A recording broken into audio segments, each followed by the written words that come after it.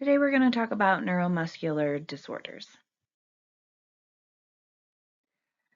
I wanted to include this picture of our nervous system for a fast review so that it's fresh in your minds. The CNS, or central nervous system, is made up of your brain and spinal cord. It's the main control center of the body. It takes in sensory information, organizes processes, and then sends out instructions. The peripheral nervous system provides the connection between internal or external stimuli and the central nervous system, and then allows the body to respond to the environment. What nerves are affected in our disease is going to play a big role in what symptoms the patient is going to experience. So later, if you can remember that multiple sclerosis is a CNS disease, this is going to help you start to remember what kinds of symptoms to expect. There are going to be a lot of similarities amongst these diseases, so if you can break it down like this and help identify what is unique about each disease, it will help you with test questions. It's important to remember as we do this lecture what kinds of difficulties the geriatric population is already going to face. They are already going to have comorbidities like osteoporosis. They may have family or financial concerns. They're already facing loss of independence, decreasing mobility, muscle mass, and then they're usually on several different medications. So when we include diseases like these neuromuscular disorders that are going to have really similar kinds of side effects to disease as the same as just normal aging would be, um, we have additional things that we want to worry about. Many older people are already worrying about increasing disability or financial concerns. So when we add on all of these additional disabilities and financial concerns in a chronic disease, we just have more things that we need to look out for with our patients, particularly how can we help them? How can we work with other members of the healthcare team to ease some of their problems, ease some of their access to healthcare. And then we also really need to look out for depression. Our first disease is multiple sclerosis. MS is a chronic autoimmune disease. Autoimmune diseases don't have a cure. We don't really know why they happen. We do have a few theories for multiple sclerosis, but I'll get into that in a second.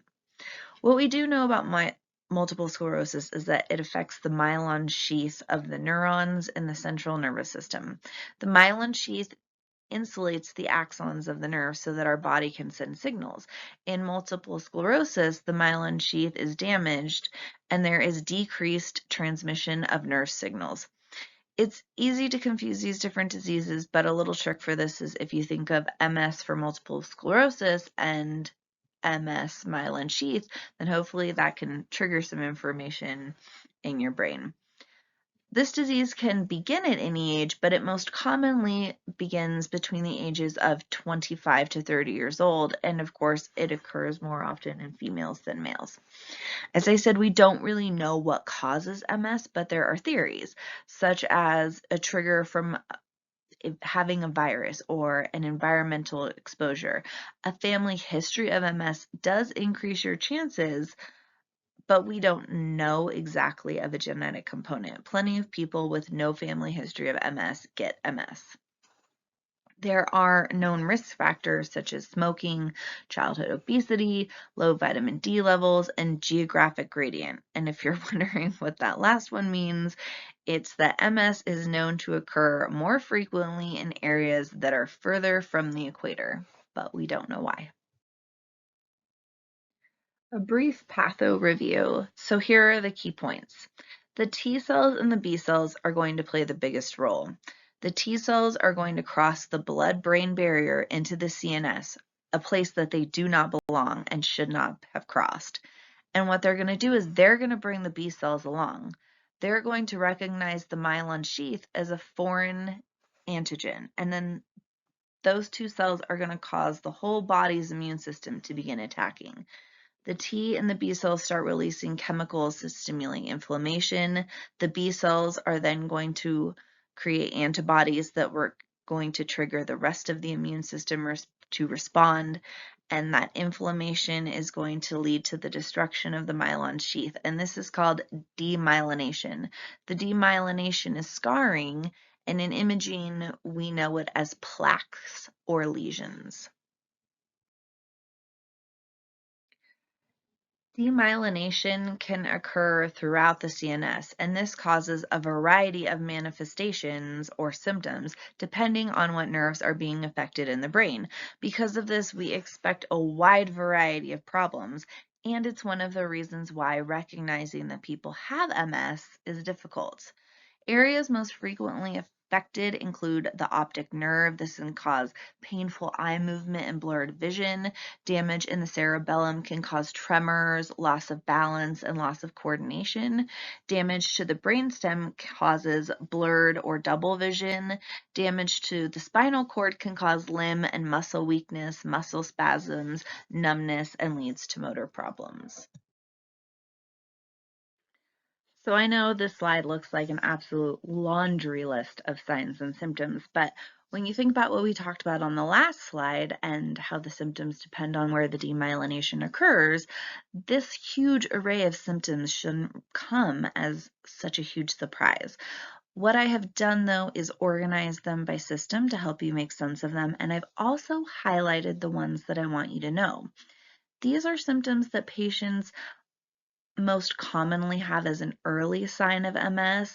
It's a unique sign to MS, or it's just something to help you differentiate MS between the other diseases that we're going to talk about for the exam.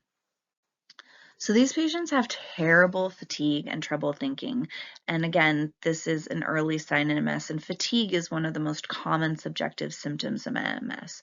You're going to hear patients complain about this terrible fatigue when they didn't do anything to have warranted it. They're also going to have trouble with focusing or problem solving. They can have speech problems like dysarthria, which is slowed or slurred speech. Later, they can develop dysphagia, which is a swallowing problem that can come from poor muscle control, coordination, or spasticity. They can have nystagmus, which is an involuntary eye movement. If that doesn't ring a bell for you, I put a comment in the link so you can watch the video because I feel like that will make more sense than me trying to explain that the eye is moving sideways or up and down.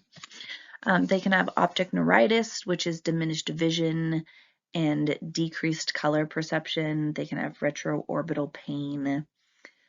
They can develop paresthesia, which is tingling or a prickling sensation, pins and needles. It's important if you think that your patient has any changes to sensation to ask these questions very specifically. Don't just say, is there a change to your sensation? Because if the change in their sensation occurred a long time ago, to them that's going to be normal and they're going to answer no. But we still want to know if they have tingling, prickling, pins and needles, or reduced sensation, even if they've had this for months or years. So ask specifically, do you have any tingling, numbness, pins and needle feeling? And then you'll get a better answer. And of course, not just for MS patients, any patient that you think has a sensation issue. They can have hyperesthesia, which is reduced touch sensation, numbness. Pain can be anywhere. They can suffer from dizziness or vertigo. They can have a positive Romberg sign. So this involves proprioception, and that's your sense of self-movement and body position in space. And to assess this, we have patients put their feet together and close their eyes. And what happens in these patients who have a positive Romberg sign is they begin to sway because the body is unaware of its position in space when their eyes are closed, so they can't maintain their balance. They can have a positive Lermite sign, and that's when they feel like there's lightning or electricity shooting through their body. Motor system wise, it's really common for them to have tremors or spasticity or painful muscular spasms. They can complain of just being clumsy in the beginning. They'll tell you they just started dropping things. They'll have weakness. Their symptoms can worsen after exercise. They can start to have falls, and they can also have elimination problems as their disease progresses. There are different courses of disease progression for multiple sclerosis. Most patients, around 85%, will have relapsing remitting multiple sclerosis.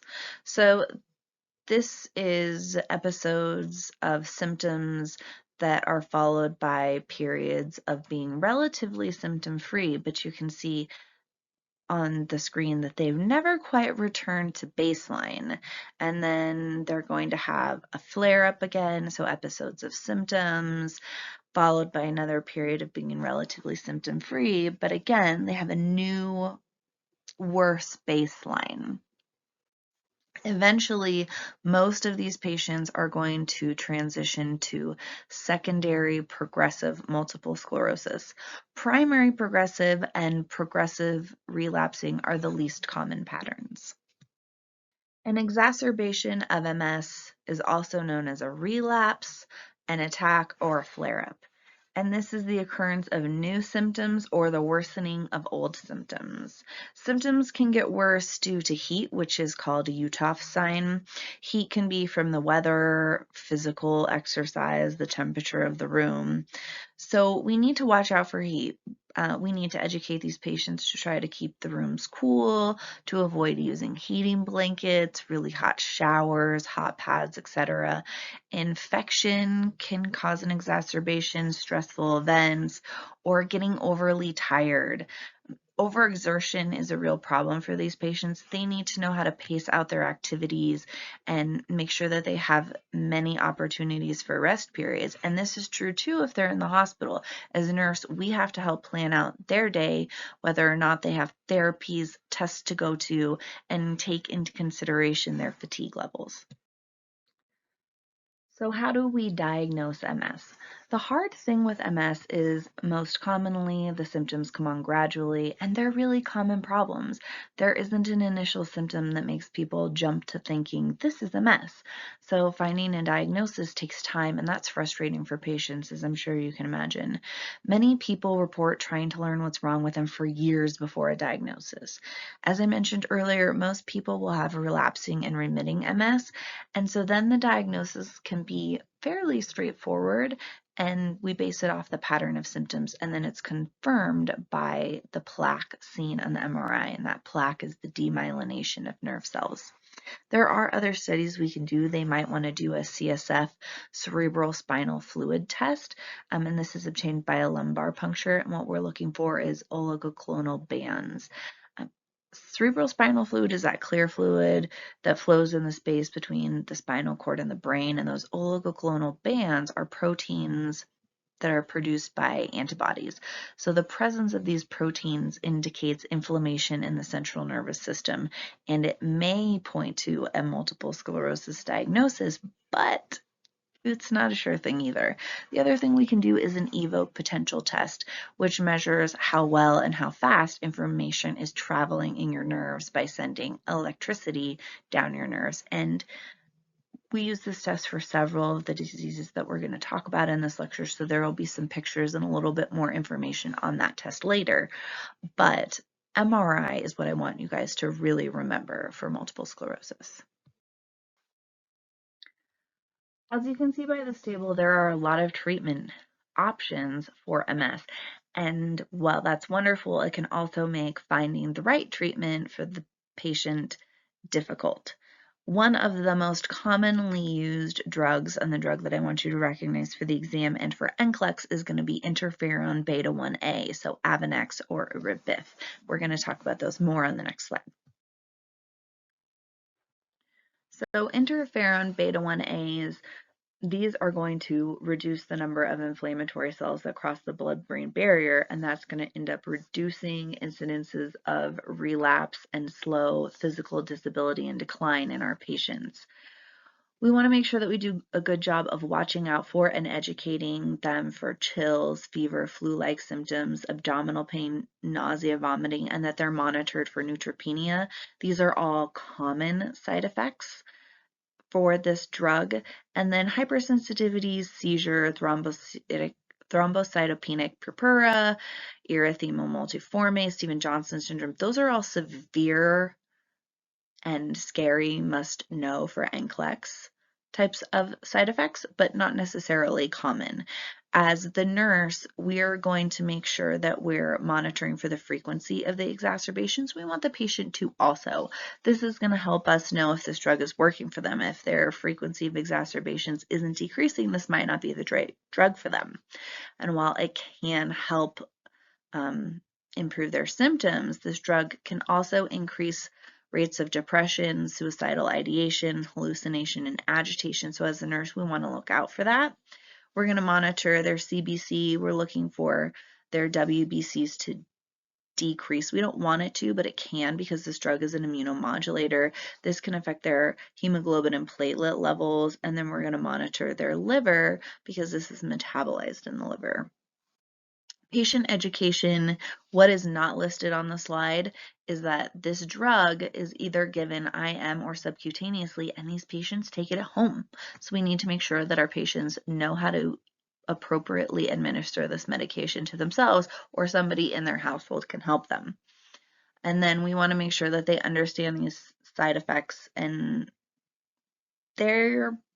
some of them are pretty common, so we need to make sure that we're doing a good job of educating them so that they can contact the physician as soon as possible if they are noticing any of this, so that we can catch anything that's severely happening with these patients. So when our patients have a relapse or a flare, we have other medications to help get them through it. We're going to use a steroid. The first is going to be IV Solu-Medrol, and you can see it on the screen. The YouTube link is a 50-second video about using this vial. We use this medication a lot, so I recommend that you watch it so that when you see it in the hospital and you get the opportunity to mix it and or give it, you know how to use it. We can also use just oral prednisone. We can use novantatrone, which is an infusion these patients get every 3 months to help decrease or reduce the severity of their relapses. And then we can also do plasmapheresis, which is a plasma exchange. And we would only use this for severe exacerbations that are not responding well to any of the standard steroid treatments. So the nursing priorities and interventions we want to do are almost exactly the same as the patient education, so I put it all together on one slide. We want to think about safe mobility. Do these patients need a walker, a cane, a wheelchair? What kind of things need to be changed in their home for safety? We want to make sure that they have good emotional support, because you imagine being in your early 20s and getting a diagnosis like this. And support groups are really important. Support groups have people who know what it's like to live with this disease, and they have so many more resource options and tricks that help patients manage these diseases more than we're ever going to know. So getting these patients in touch with other people who have their disease is really helpful. Eye patches and large print can help if they're having problems with their vision. We want to monitor them with swallow studies and speech therapy, and it's important that we do a good job of educating them on what to look for as far as changes go and whether or not they need to contact their physicians for additional swallow studies or speech therapy, because we know that this can cause swallow problems as the disease progresses. We want these patients to exercise, but again, we have to monitor just how much they're exercising and how vigorously, because that can spark a flare-up. And then we want to get PT and OT on board because they can help with a lot of these different interventions in patient education. So I included these two videos of Selma Blair, who is an actress. If you're having any trouble playing them off the slide, I put the YouTube links in the comments. I like these videos because they're about 8 months apart, and it's really interesting to see how her disease process changed in the 8 months. Like in the first video, she has spasmodic dysphonia, which is a speech problem, and she's walking with a cane, and you can see she's very unsteady on her feet, and she has such an improvement to these symptoms in the next video. So even if you just watch a couple of minutes of it, it paints a really wonderful picture of what multiple sclerosis patients experience. It's also interesting because one of the side effects that we talk about is fatigue and difficulty thinking and problem solving, and she somewhat changes her story of her experience with multiple sclerosis in the two different videos. And I don't think that she's intentionally lying. I just think that that's another symptom of the disease process that occurs. So the next disease we're going to talk about is myasthenia gravis. This is an autoimmune disorder affecting the muscle nerve receptors of voluntary muscles, resulting in muscle weakness. The degree of muscle weakness is going to vary, but it's usually the voluntary muscles around your eyes, your throat, your face, your arms, and respiratory. It can affect your legs, but it's much more of an upper body problem. So if you look at the picture of the lady on the left, she looks a little sleepy or squinty-eyed and like she's kind of fake smiling. But those heavy lids and weak smile are actually signs of myasthenia gravis. But it can vary in severity. The picture on the right is almost stroke-like looking. You can have that one droopy eyelid where the other one looks okay, or where it's affecting one side of your face but not the other. On this slide, we're going to do a brief patho review. We're going to talk about acetylcholine, nicotinic acetylcholine receptors, and acetylcholine esterase. If you haven't already opened the notes section, I have typed these out there just to help you follow along so you don't have to try to think about the spelling or exactly which word I'm using. So acetylcholine, those are your blue dots on the slide. They're a neurotransmitter, and acetylcholine is going to go to the receptors and cause the muscles to contract. The pink dots are acetylcholine esterase, and this is an enzyme that breaks down acetylcholine, which reduces the action of acetylcholine. So what happens in myasthenia gravis is the immune system creates antibodies that bind to the receptors that acetylcholine would fill, blocking them. So now the acetylcholine can't fill the receptors, and the muscle contraction is weak to almost absent. As the patient does more during the day, the more physically active they are, the more these receptors get used. And the more the receptors get used, the more the body is going to send antibodies to respond. And so the more the receptors are going to become blocked. So the symptoms worsen the more we do, but the symptoms improve with rest because as the patient rests, the antibodies move along. And that's really important to remember with this disease. It'll help you also differentiate it from other things. The problem with the antibodies, though, is even though they go away and the symptoms improve, they also degrade the receptors. So over time, these patients' symptoms get worse. The other thing that plays a factor here is the thymus. The thymus plays a role in the immune system response. The T cells mature in the thymus gland and they augment the immune system response.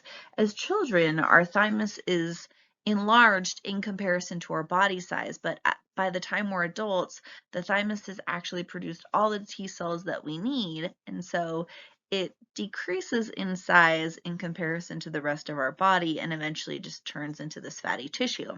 But in adults with myasthenia gravis, the thymus is still enlarged and it's thought that it's creating these antibodies.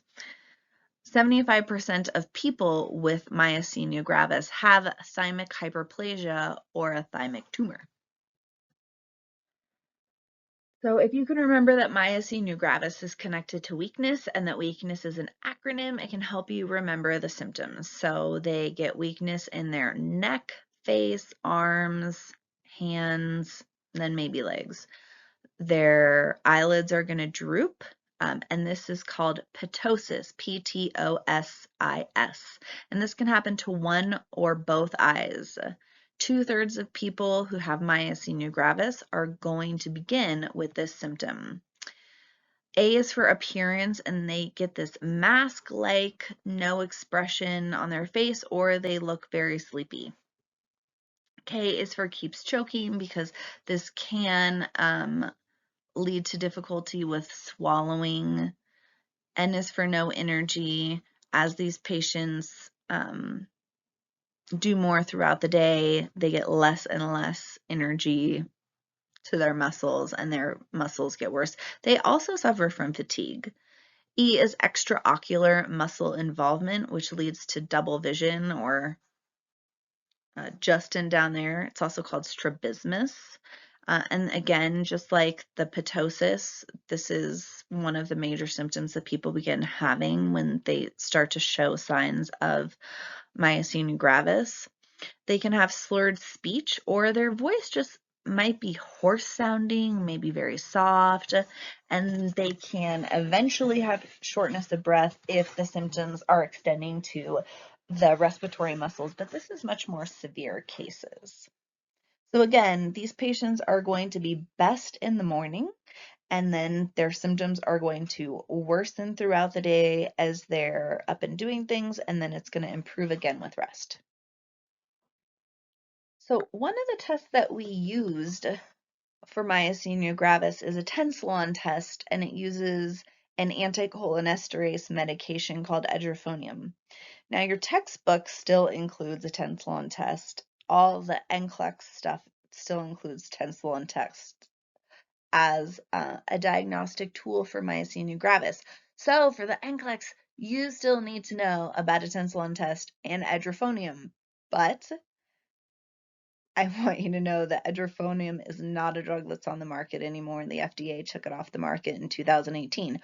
Why is it still an NCLEX and test books? I'm not entirely sure, but I still need to talk to you guys about it. So what happens during this test is we give this medication called edrophonium, which is an anticholinesterase medication, and it prevents the breakdown of acetylcholine at the neuromuscular junction, which allows for more of the neurotransmitter to be present and for more signal to get through. So with these patients, their symptoms would improve if they had myasthenia gravis, or they would get worse if not. And you can see in these videos of a lady that had this test done, her before and after. And you can see that her symptoms really improve. They're very short videos. Again, the link is in the notes section for you if you need. But now the gold standard testing for myasthenia gravis is going to be serological antibody testing. So other diagnostics for MS are going to include just a good neurological exam. Blood tests, like I mentioned before, we can do that antibody testing to see if the antibody is present in their blood. We can do nerve conduction studies. So this is where we send a signal in the patient's forearm down to the receptors and see how quickly it takes to move their hand. This test is painful. We can do MRIs to rule out other diseases, and then we can do the ICE test.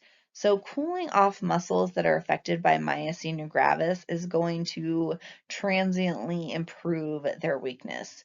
What we do is we would perform this test on a droopy eyelid. We would put ice on the eye for 1 minute, and if their symptoms improved, that would help confirm a diagnosis of myasthenia gravis.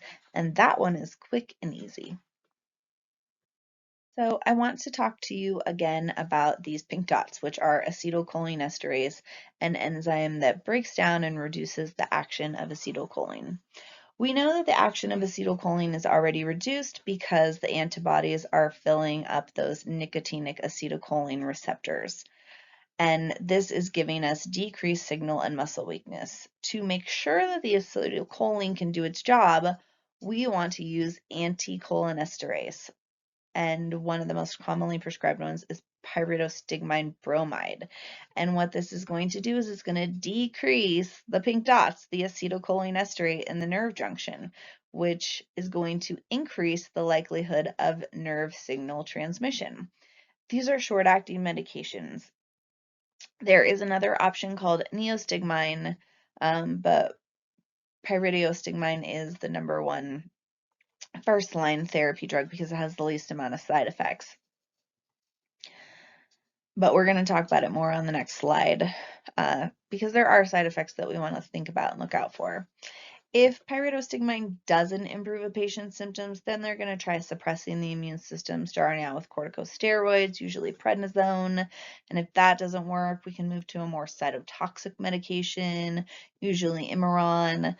This medication can cause leukopenia and hepatotoxicity, so we have to monitor those patients' WBCs and liver enzymes monthly.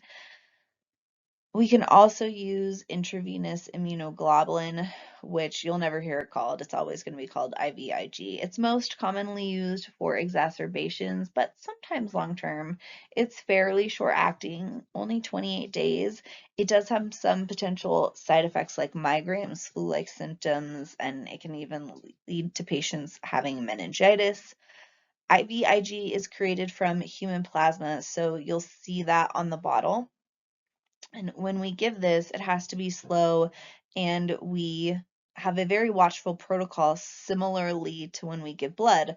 We start off slowly, we monitor their vitals every 15 minutes. If they're tolerating the IVIG without any reaction, we can increase the rate every 30 minutes. When I've had patients receive IVIG inpatients, not in the ER, usually they're going to take a patient away from you because the patient that's getting an IVIG infusion takes up so much of your time.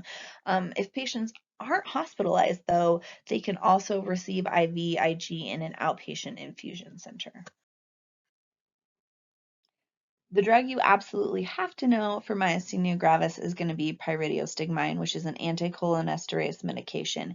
It's going to inhibit the breakdown of acetylcholine so that acetylcholine can be present longer in that neuromuscular junction and hopefully get the signal through. And we use it to increase muscle strength and symptoms in these patients. As a nurse, we're going to monitor their pulse, their respiratory rate, and their BP before we give it. And we want to make sure that we're watching out for any significant changes, especially to heart rate. Assessments, we're looking for symptom improvement. And if for any reason this patient becomes toxic because the body's not processing it out fast enough or they take too much, atropine is the antidote and will completely reverse what's going on. We want to look out for seizures, bronchospasms, excessive secretions, bradycardia. I want you guys to think about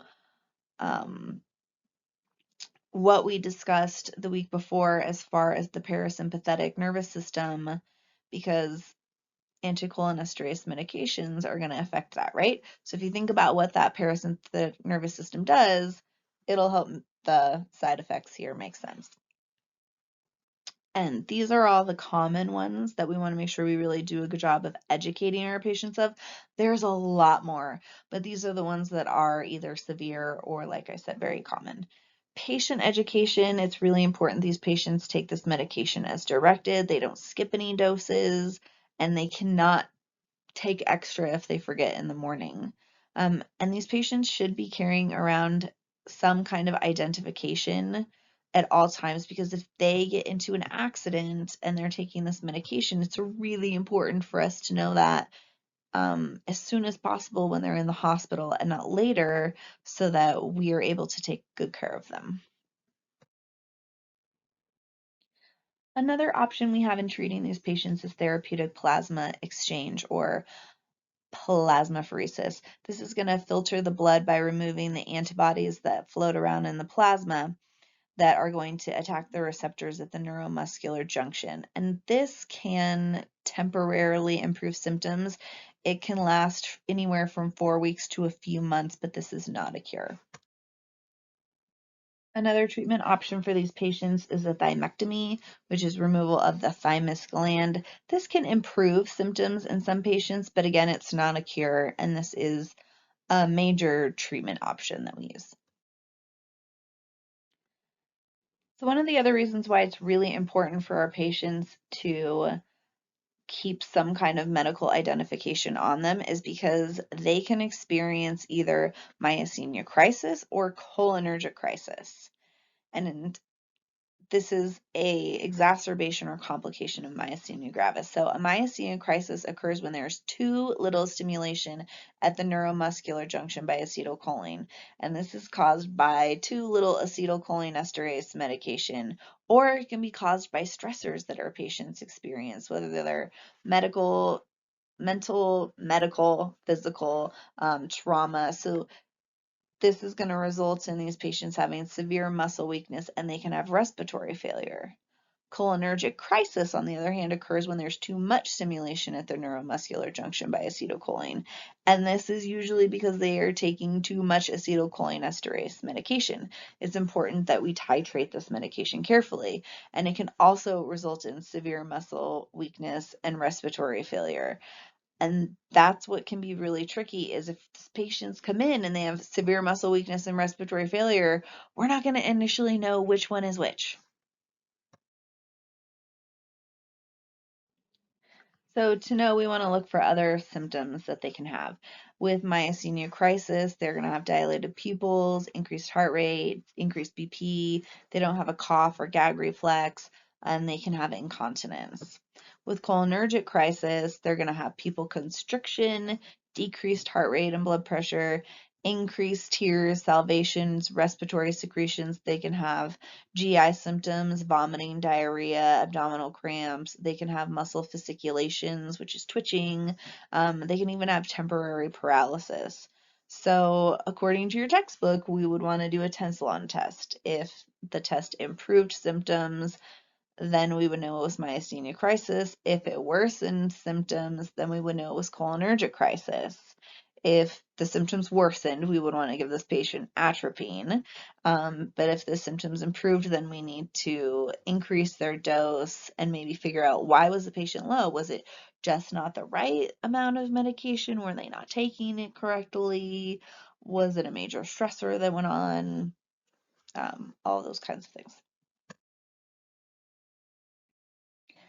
As our myasthenia gravis patients disease progresses and they start to have swallowing difficulty, there are some dietary considerations that the nurse and speech therapy wants to take into account. And the first is going to be texture. What can they safely swallow? And not just food texture, but also fluids. There are different thickeners that we can give in different consistencies depending on how safely they can swallow. So making sure they're having the appropriate consistency is important. Timing their eating is important. If they're going to eat a big meal, it should probably be breakfast and maybe lunch, and dinner should be small because that's when they're going to have the most muscle weakness. Food temperature is important because extremes of either hot or cold can affect how they're feeling and make them feel weaker. And of course, we always want to involve speech therapy, get them a consult. And then we want to make sure that we're monitoring their neuromuscular status before they eat. We want to, or take meds even. We want to make sure that we're assessing their vision, the quality of their voice, how they're swallowing, their facial appearance, because we want to make sure that we're not missing some kind of change to their swallowing before we put something solid in their mouth. So again, our nursing priorities and interventions are really similar to our patient education. We want to monitor the neuromuscular status and make sure that the patient knows how to do that. We're looking for quality of voice and swallowing, facial appearance, and then strengths with their facial muscles, arms, even their legs. We want to make sure that they understand how to take their medication safely. We want to talk to them about energy conservation if they need to go run errands, have a doctor's appointment, visit with people, maybe doing it earlier in the day, or making sure they're really resting in the morning and doing as little as possible so that their symptoms are as minimal as possible later in the afternoon when they're going to go do stuff. Safe eating strategies, making sure that they're having the appropriate consistency and that these patients understand and that we're looking out for the signs and symptoms of myasthenia crisis and cholinergic crisis. Our next disease is going to be Guillain-Barré syndrome. This is another autoimmune disorder. It's going to attack the peripheral nerves 1 to 2 weeks after some type of viral or bacterial infection. So it can come from upper respiratory infections, gastrointestinal infections, even vaccines and surgeries can trigger this. Epstein-Barr virus, HIV also can trigger it. Usually we're going to see a rapid onset of symptoms with these patients. So on the surface, this disease can sound similar to multiple sclerosis because in both instances, the myelin sheath is being attacked and damaged. However, in Guillain-Barré syndrome, the immune system is going to attack the myelin sheath of the peripheral nervous system. Multiple sclerosis is the CNS, the central nervous system. The other things that are different is the myelin sheath in the peripheral nervous system can be repaired by the Schwann cells. So remyelination can happen for Guillain-Barré patients. Remyelination does not happen for multiple sclerosis patients. In Guillain-Barré syndrome, the best accepted cause is that an infection is also mimicking an amino acid that's in the myelin sheath. The immune system then starts attacking the myelin sheath in error, and it's going to start in the extremities, your lower extremities, and it's going to work its way up. The symptoms can vary from being very mild to severe, but eventually they're going to improve, can take weeks, months, years. In some cases, they don't ever have complete symptom improvement. But remyelination occurs, so these patients are going to get better, and they're the only disease that we're going to talk about in which that occurs.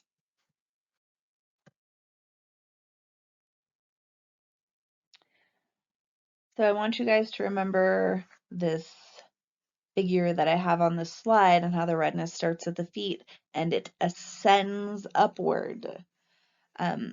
This disease starts with weakness, tingling, sensation, or numbness in the lower extremities symmetrically, and it's going to migrate or ascend upward over time. Eventually, we're going to have diminishing or absent reflexes. These patients have difficulty walking, they're unsteady, they can't climb stairs, they can have pain, cramps, usually worse at night. Then they're going to start to have issues with bladder control, constipation. They can have rapid heart rate, low or high blood pressure. They can have orthostatic hypotension, difficulty breathing, and eventually they're going to have facial or eye problems. They won't be able to speak, chew, swallow. So then these patients are going to get intubated. They're going to go to the ICU, and then eventually those symptoms will get better over time. I saw these pictures off of a YouTube video, and you can find this YouTube video if you just search for Andrew Guillain-Barré on YouTube. It's really long, but I liked pictures from this video because I feel like it really paints a picture of this disease's course. So if you start in the upper left, you can see this guy was really young, healthy, fit. He was an EMT, he's a firefighter. Obviously, he was in great shape. Initially, he had trouble walking. The symptoms continued to progress upward, and he eventually needed to be intubated. And he spent quite a bit of time in the ICU. He was eventually trached, and you can see that in the lower left-hand picture, that little white 2x2 that's over where his trach was. And you can also see all of the muscle loss that he's had in that picture. He had to go to therapy. In therapy, that's the picture with the orange balloon. He's actually strapped to the bed because he can't stand on his own. So that's helping him with balance and muscle control. And he talks in the video about how just a few passes back and forth with this balloon was completely exhausting to him. Eventually, he was able to progress back to using a walker and canes, and then he ended up having full recovery, which is really exciting. But I want you guys to think about what these patients experience. Imagine progressively losing control of your body to the point that you're intubated and you can't communicate at all. And how, as a the nurse, are you going to care for a patient who's in that situation? There are some severe complications that our patients can experience. And these patients are typically going to be in the ICU. So they're going to have volatile high blood pressure, respiratory failure. We're going to intubate them. They can have blood clots from spending so much time in bed. Same with pressure injuries. They can end up having complete facial paralysis. They're really at high risk for having aspirations. They can have difficulty swallowing, speaking. They can even have cardiac dysrhythmias. In classic presentations of Guillain-Barré syndrome, there isn't a diagnostic test. We can diagnose this based off of the signs and symptoms and the disease history to that point. However, not everybody is that clear cut, and we actually had a patient admitted to Loma Linda a few quarters ago who was one of those patients.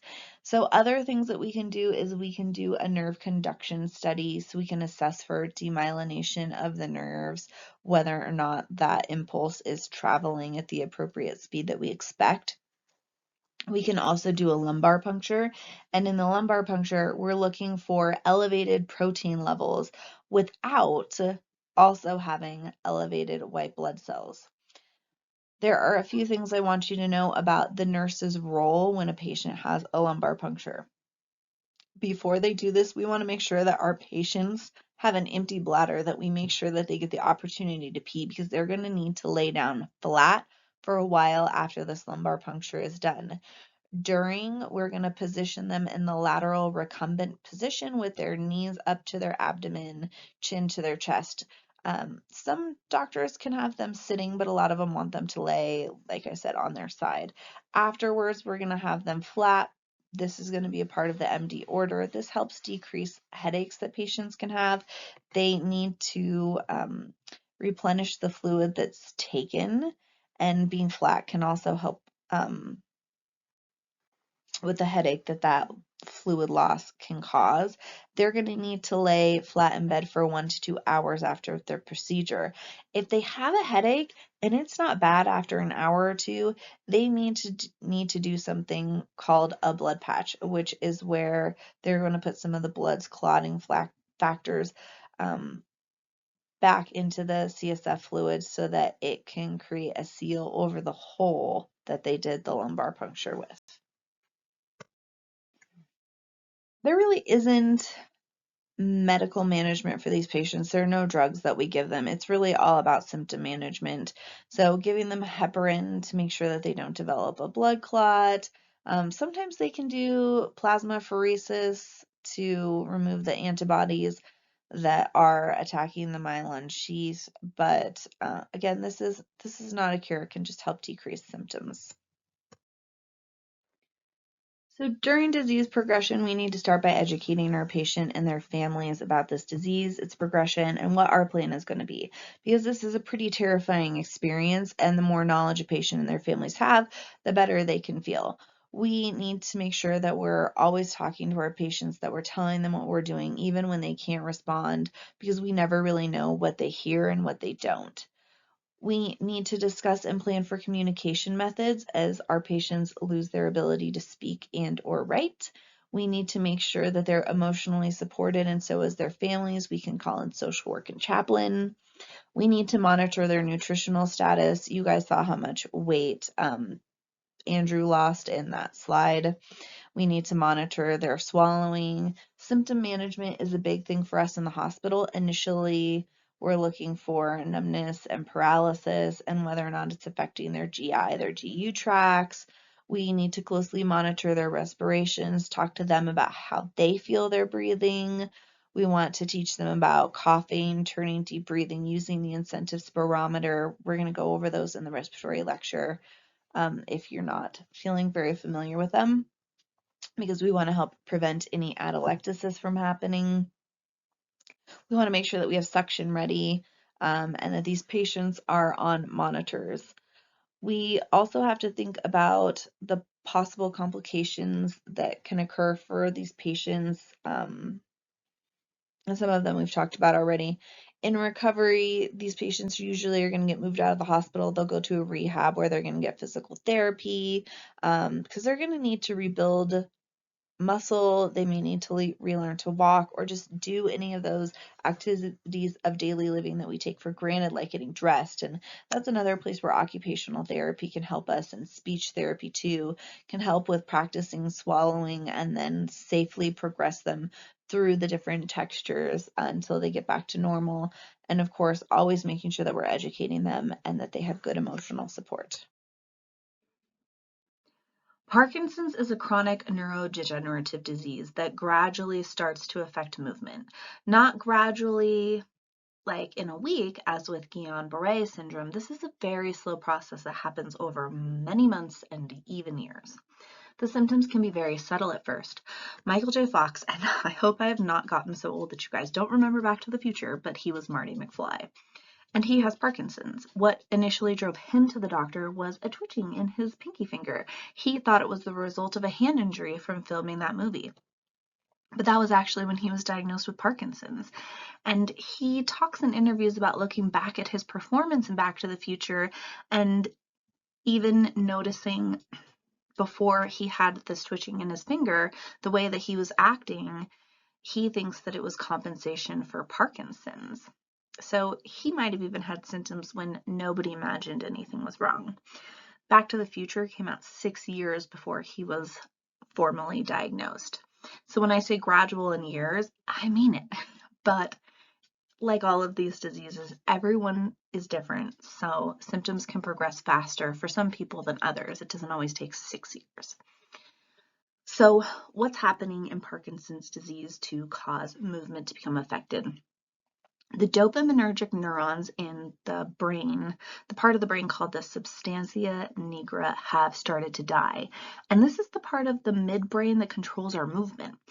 In these pictures of this fancy lit up MRI, you can see that the substantia nigra, nice and bright red, and it's healthy in the brain that's on the left, and it's progressively diminishing with disease progression.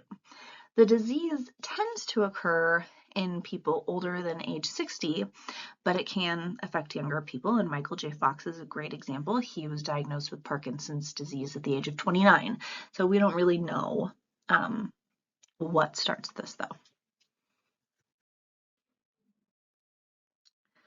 So as I said on the last slide, the dopaminergic neurons in the mid part of the brain called the substantia nigra have started to die. And these neurons release the neurotransmitter dopamine, which allows us to have accuracy with movement. When these neurons die, there's less dopamine available to stimulate the neurons, and this leads to abnormal movements. And here's a little way to help you remember the patho for Parkinson's, and this is silly, but where would you go to buy dope? The park. I told you it was silly. Here's another way that we can look at it. So normally there's a balance between neurotransmitters acetylcholine and dopamine. You guys remember acetylcholine is an excitatory neurotransmitter, while dopamine is an inhibitory neurotransmitter. So there always has to be a balance between the two when they stimulate the neuron. However, the decrease of dopamine means there's more acetylcholine, which leads to an increase in cholinergic activity, and hence we have our symptoms. So let's discuss Parkinson's signs and symptoms. I want to make sure that you guys are looking at the signs and symptoms on the picture because they're important, just as important as the ones that I typed out on the side. So these patients are known for having a mask-like expression. They can have this shuffling gait. They tend to lean forward a little bit, and we think that that's because they have a balance issue, and that shuffling gait and that forward tilt to their trunk can help with their balance. They have flexed elbows that don't swing by their side when they walk. You know, when you're walking and your arms swing, their tends to just stay kind of frozen by their side. They have a lot of rigidity. They can have extremity trembling. In the beginning, these symptoms tend to be really subtle, like we talked about, but they get worse over time. And then they can also vary. Not everyone's going to have exactly the same presentation of movements. So they can have bradykinesia, this is slow movements. They can have akinesia, which is a loss of movement. They can have something called resting tremors. So resting tremors are, imagine that you're just sitting there in a chair and your hand is tremoring away, but now you need to grab a glass of water or write something. When your hand is in active motion, that tremor disappears. And as soon as you rest again, that tremor is going to come back. That tends to be a really big first sign that people have, most often in the fingers and hands, similarly to Michael J. Fox, but it can also occur in the arms, legs, lips, or tongue. We can also have the stiffness of joints, like I was talking about, where their arms don't move when they're flexing. And then they can have something occur called freeze up. So freeze up is when they're walking and then they just can't keep going forward. They want to, and their brain is telling their body to, but they just can't. And the tendency when they end up in one of these freeze ups is to try to help push people forward to get them moving again, but you don't want to do that. The trick that works with a freeze up is trying to change the direction of the movement. And honestly, I'm not sure why, but that change of direction changes the signal of the brain to the muscles, and then suddenly they can get going again. Other things that can help is using a cane or walker that has a laser. That laser line on the floor helps patients find a landmark when they're having these freezing episodes, and it just tricks the brain into getting their steps coordinated again. The other thing that can help is encouraging these patients to lift their legs cautiously, because we were worried about their balance, but like they're marching in place, and then or they're stepping over an object, and that change in how they're trying to walk can help propel them forward again. But it's really important that we never try to push these people physically or, theoretically to keep going forward. We just kind of have to give them time for those signals to cross again.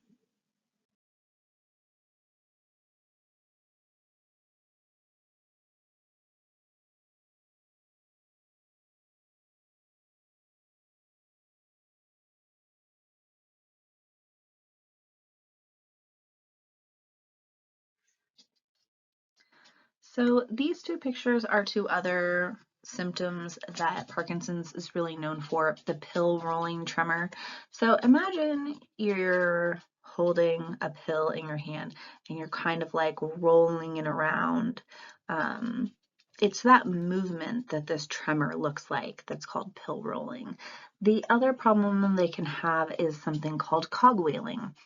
So instead of, if you put your arm like way up high and you just slowly let it fall down to your sides, you have this nice smooth movement. But with Parkinson's, they don't have that smooth movement. It's more like a clock, like a second hand on a clock, where they put it down and kind of stops and starts, stops and starts and stops and starts. Other problems are depression, anxiety, sleep problem. It can even affect their personality, and you imagine just the stress and how scary these changes are, why that could happen. It can cause fatigue. There can be some vocal symptoms, soft, or they can have slurred speech. We have to be really careful about them chewing, swallowing food. We have to pay attention to their voice quality. We worry about aspiration, and they can also have a lot of drooling. And these patients are also at a high tendency to end up with constipation because that digestive system slows down. I've included a video of Michael J. Fox for you to watch just so you can kind of get an idea of what Parkinson's patients look like with their physicality. And I've also included a video of Muhammad Ali, who also suffered from Parkinson's. The video of Muhammad Ali from the Olympics is actually just a classic video of somebody with Parkinson's and what they look like. Started at about a minute in, but you can see he has this very mask-like expression. He has the pill rolling, he has a shuffling gait, but his arm that is holding the Olympic torch is very steady. Similarly to multiple sclerosis, there are a number of different medications that can help treat Parkinson's. Again, we just have to find the one that works best for most patients, but by far, carbidopa, which is the dopamine agonist, also known as Sinemet, is the most commonly used medication for these patients. There are a number of other dopamine agonists that we try. We try the encapone, the Requip, the amantadine, and those can all help. And then we'll also use anticholinergic drugs like the cogentin.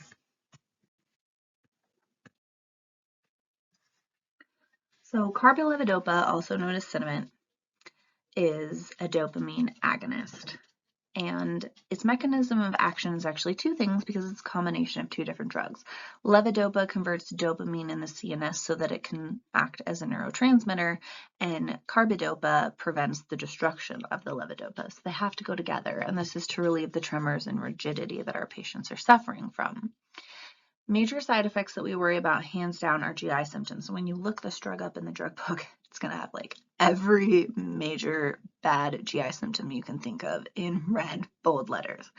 So any kind of GI problem that your patient is having is something you should be paying attention to and taking seriously until you know maybe it's just normal constipation or abdominal cramping.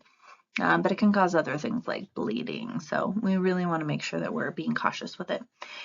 It can cause dyskinesias, depressions, and it can cause involuntary movements. I know that's exactly what it's supposed to be preventing, but the side effect is that it can actually cause too much if the patient's dose isn't right. It can also lead to orthostatic hypotension and dry mouth. Things we want to watch out for as a nurse, as I said, are those GI complications. It can also increase glucose levels, specifically serum glucose. So if we find that a patient has a high serum glucose, we want to do a dipstick for urine ketones because it may be a false positive. We want to watch those hemoglobin levels, and whenever we do a dose adjustment, we need to monitor this patient's blood pressure and pulse. These patients sometimes get admitted into the hospital for this. Because it can be so volatile depending on the patient, and we don't want to crush it. One of the other things that you're going to hear about with this drug is something called a drug holiday. So we would prescribe this drug for patients, and then over time, if they were having symptoms that just weren't being well controlled, what we would do is we would take them off of it for a week, and then we put them back on it, and the hope is that they would be more sensitive to it from the drug holiday and their symptoms would improve. This is kind of controversial right now, depending on which physician you ask, because a lot of physicians want to keep continuing their dose of carbidopa and then just add something else for a time to help get them through whatever that little symptom flare-up is. So we could be seeing these drug holidays going away.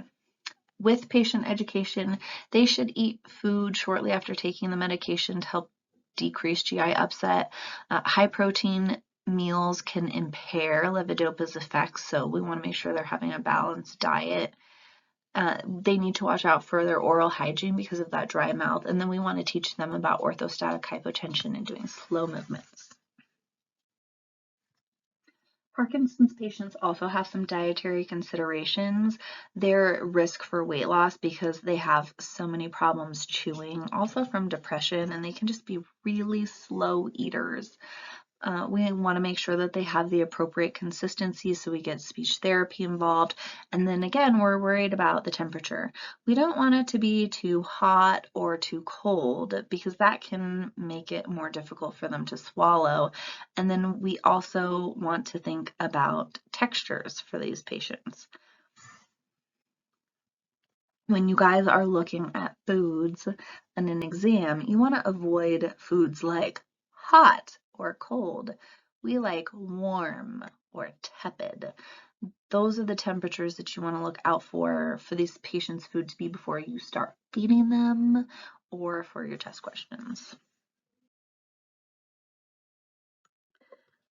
So our nursing interventions and patient education are all kind of the same. Safety is number one, especially with freeze-ups. They have such a risk of injury after having one of these freeze-ups. We want to make sure that they have good home equipment, stuff for the toilet, other safety items like a walker. We want to try to get rid of like all those extra rugs that are lying around, anything that could be a tripping hazard because they have that shuffling gait. We want to make sure that we're watching out for their psychosocial issues, not just depression, but also that they have good support. They can end up having some social isolation when they lose their autonomy, and also just getting them connected with other people who experience this. And then they need to think about making a plan for the future because eventually they're not going to be able to live at home alone. They're going to need some assistance from like an assisted living facility or maybe living with family. And then we want to make sure that we're teaching them good medication adherence and that we're talking about these medications early. Amyotrophic lateral sclerosis, or ALS, has several different names. It's also known as Lou Gehrig's disease. He was a famous baseball player many moons ago. You can tell because his picture on here is in black and white, but he was one of the first really famous people to bring this disease to the attention of the public. It's also called Charcot's disease, and then we also know it as motor neuron disease, which affected Stephen Hawking. We don't know the cause. This occurs in adults between the ages of 40 to 60, and it most commonly affects men, similarly to Parkinson's disease, which also affects more men than women. And it might be familiar to some of you guys from the Ice Bucket Challenge, which was some summers ago. And the guy sitting in the middle is Pete Frates, and he suffered from ALS. And his response to getting diagnosed was to raise awareness and money doing the Ice Bucket Challenge. So we don't really have a solid reason for why this happens, although we know there are some links. ALS is pretty rare. Approximately 1 to 2 people out of every 100,000 are going to develop ALS, so you're more likely to get it if a family member has had it, and it's also more common in athletes, particularly soccer players. Researchers have also identified that smoking, viral infections, and other autoimmune diseases increase your chances. We also know that there is an environmental exposure element. Veterans who served in the first Gulf War in the early 90s have been twice as likely to develop ALS as other people.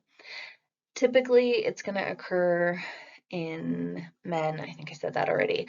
And the average survival time after diagnosis is about 3 years.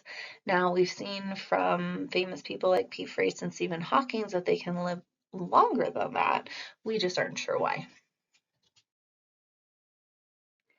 The patho for ALS is incredibly complex, and I don't actually want you to get involved in it. It's not going to help you understand how this disease works. So I'm going to make it very simple for you. For reasons unknown, the motor cells of the upper and lower motor neurons die. They stop stimulating the muscles they're supposed to, and the muscle eventually becomes incredibly atrophied. And where the motor cells are dying gives us the symptoms we have.